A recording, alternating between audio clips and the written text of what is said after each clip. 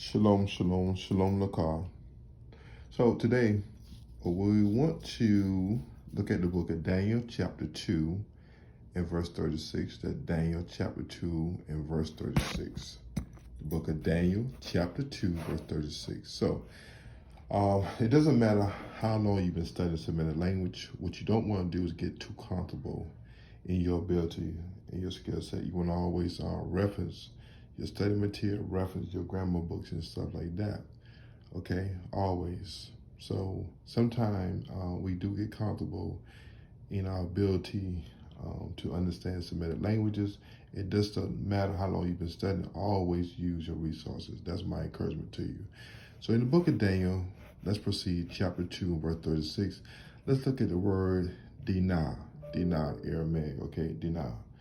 So as we look here, let's say the demonstratives, okay, it say besides the personal pronouns, it's the these are demonstrated this, that, relatives, which, that, and interrogatives, who, what.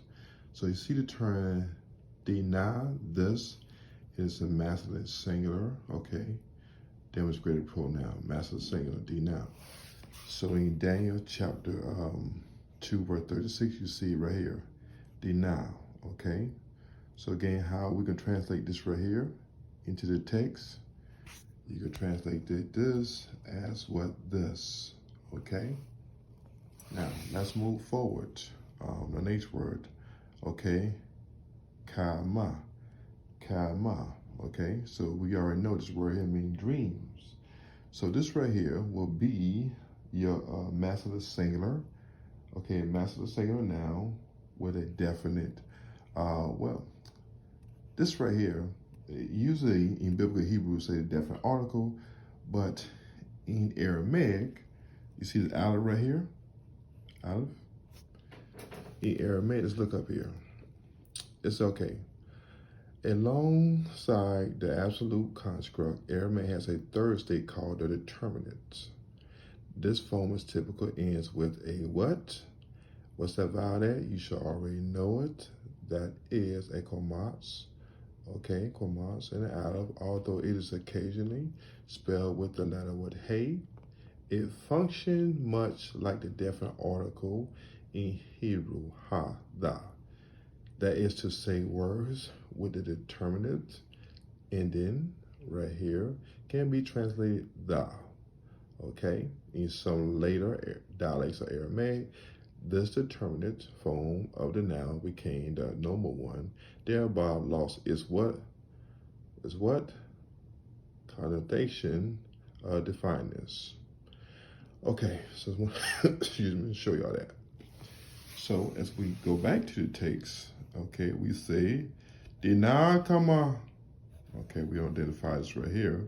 Determinate, master singular noun with a determinate is with this, the dream, okay, u pish ray, okay.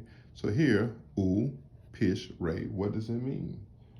Okay, so this right here gonna be our conjunction, masculine singular noun, again, the woe is your conjunction, and the patient rest is your masculine singular noun, and this hey at the end of it is what?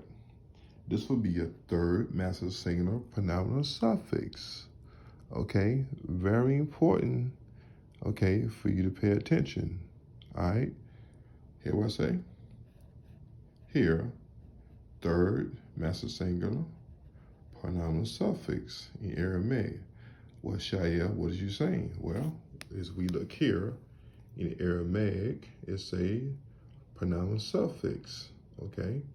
So we see where? Here, third masculine singular, okay?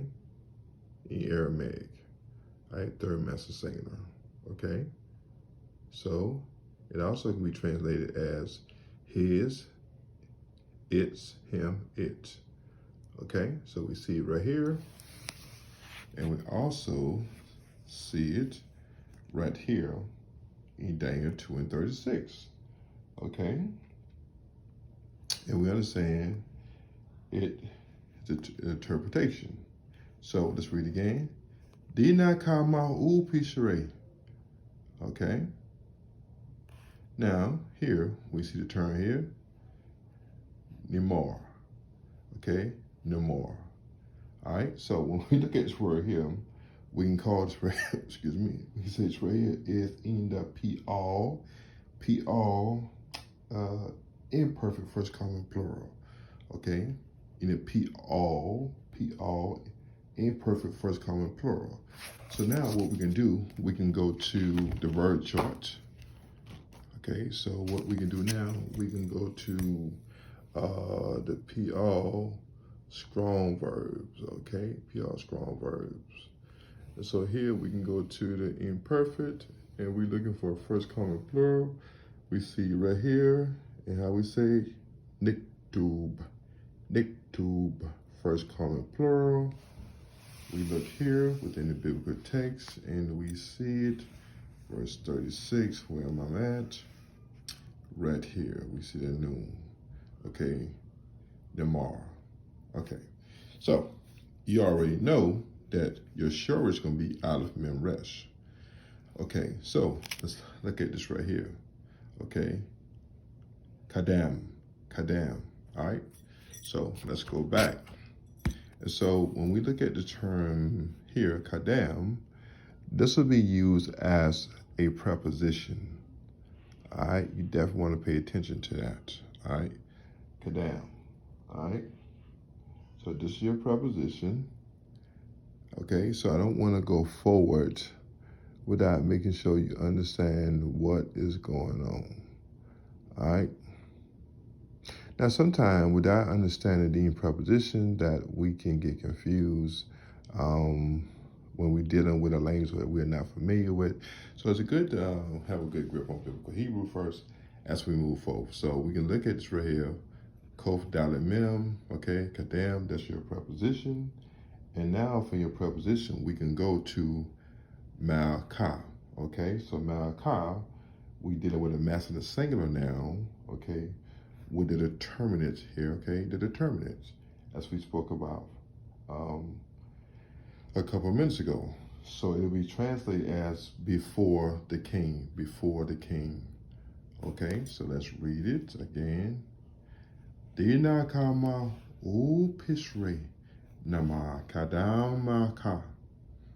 Okay, praise be to Yah. So however you want to translate it into what verse 36. In English, you want to say that this was the dream. Now it is interpretation. You want to say, and we will tell, and we. You want to say, and we will tell. We will tell what? You got to tell something. We can tell the interpretation. We can tell the interpretation, okay, of the dream before the king. To the Rabbi Yah. Hallelujah.